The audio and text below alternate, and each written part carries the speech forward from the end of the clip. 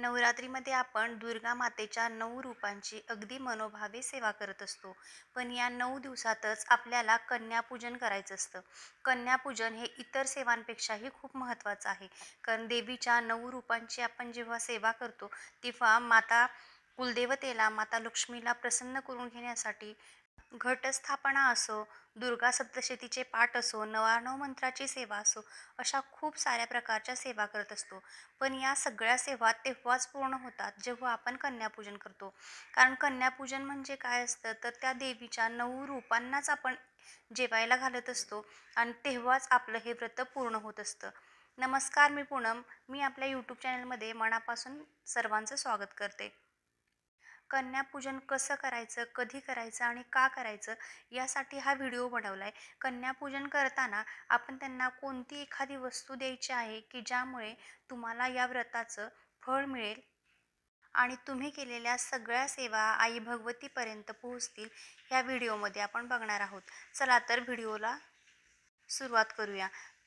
त्याआधी जर तुम्ही या चॅनेलवरती नवीन असाल तर चॅनेलला सबस्क्राईब करा आणि व्हिडिओ आवडला तर लाईक करायलाही अजिबात विसरू नका. हे बघा महिलांनो, कन्यापूजन करणं गरजेचं असतं. कन्यापूजन हे अष्टमीला केलं जातं. हे जरी सत्य असलं तरी आताची महिला ही जुन्या महिलांसारखी घरात बसणारी नाही.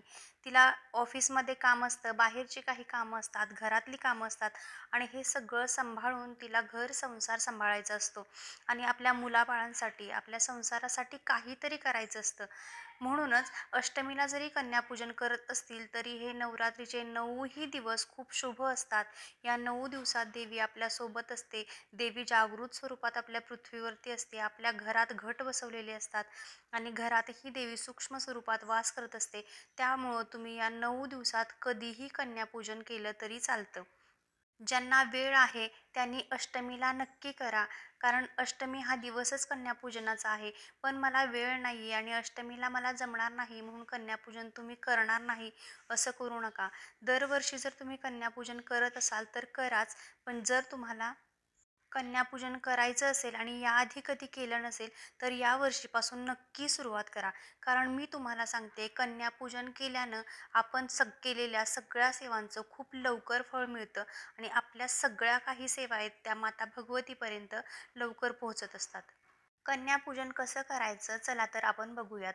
कन्यापूजनासाठी आपल्याला 2 ते 10 वर्षापर्यंतच्या मुलींना कन्या म्हणून बोलवायचं आहे. कारण या कुमारिका स्वरूपातील महिला ह्या देवी समान मानल्या जातात. कसं असतं, 10 वर्षाच्या पुढच्या महिलांना पिरियड्स वगैरे येऊ शकतात मुलींना. त्यामुळे शक्यतो 2 ते 10 वर्षाच्या मुलींनाच तुम्ही कन्या म्हणून बोलवायचं. त्यांना बसायला आसन द्यायचं. त्याच्यानंतर एका ताटात व्हिडिओत दाखवल्याप्रमाणे त्यांचे पाय ठेवायचे. ते स्वच्छ धुवून घ्यायचे. तुम्ही पाण्यात पाण्यात थोडंसं दूध टाकू शकता आणि त्या पाण्याने त्यांचे पाय स्वच्छ धुवून घ्यायचे.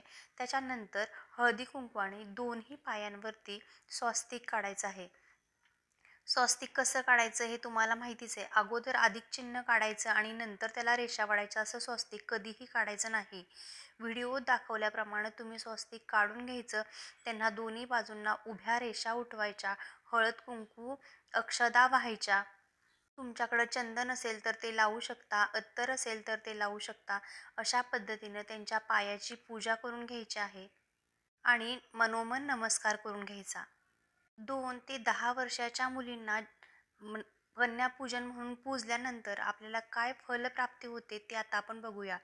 जेव्हा तुम्ही 2 वर्षाच्या कन्येचं पूजन करता त्यावेळी तुम्हाला ऐश्वर्यप्राप्ती होते. ज्यावेळी तुम्ही 3 वर्षाच्या कन्येचं पूजन करता त्यावेळी तुम्हाला मोक्षप्राप्ती होते. 4 वर्षाच्या कन्येचं पूजन केल्यानंतर राज्यपद मिळतं. 5 वर्षाच्या कन्येचं पूजन केल्यानंतर विद्याप्राप्ती होते. 6 वर्षाच्या कन्येचं पूजा केल्यानंतर षटकर्म सिद्धी होते. ज्यावेळी आपण 7 वर्षाच्या कन्येचं पूजन करतो त्यावेळी आपल्याला राज्यप्राप्ती होत असते. 8 वर्षाच्या कन्येचं पूजन करतो त्यावेळी ऐश्वर्यप्राप्ती होते, संपत्ती घरात येते. 9 वर्षाच्या कन्येचं पूजन केल्यानंतर पृथ्वीचं राज्य येतं. 2 ते 10 वर्षापर्यंत कुठलीही मुलगी तुम्हाला मिळाली तरी ती तुम्ही घेऊन पूजू शकता. एक मुलगी 3, 5, 7, 9 ज्या पद्धतीनं तुम्हाला मुली मिळतील तसं तुम्ही पूजन करू शकता. असं काहीही नाही आहे की 2च पूजल्या पाहिजेत, 5 पूजल्या पाहिजेत किंवा 9 पूजल्या पाहिजेत आणि एकाच वयाच्या सगळ्या पुरी पूजल्या पाहिजेत असंही काही नाही.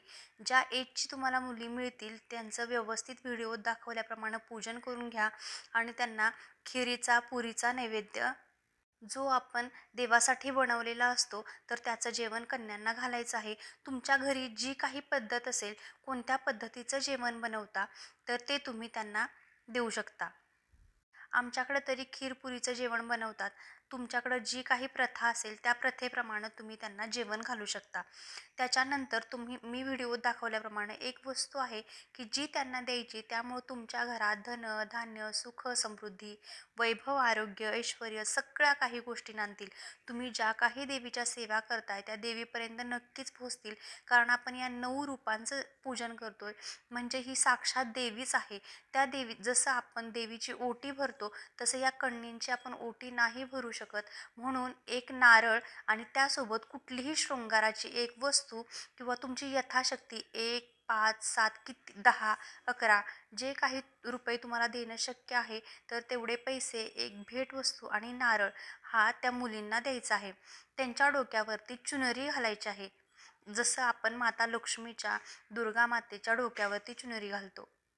ज्यावेळी आपण त्यांना नारळ अर्पण करत असतो, तो नारळ आपण साक्षात देवीला अर्पण केलेला असतो असं समजलं जातं आणि त्याचं फळही खूप मोठं असतं.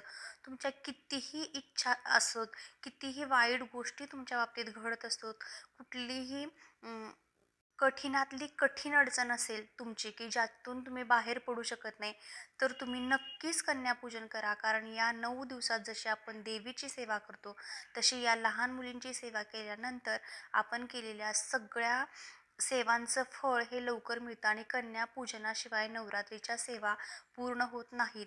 आणि हे तुम्हाला अगदी मी मनापासून सांगते, तुम्ही याच्या अगोदर करत नसाल तरी यावर्षी नक्की करा आणि तुम्ही बघा की तुम्हाला किती अनुभव येतो या गोष्टींचा. तुम्हाला जर व्हिडिओ आवडला असेल तर व्हिडिओला लाईक करा आणि चॅनेललाही सबस्क्राईब करा. धन्यवाद.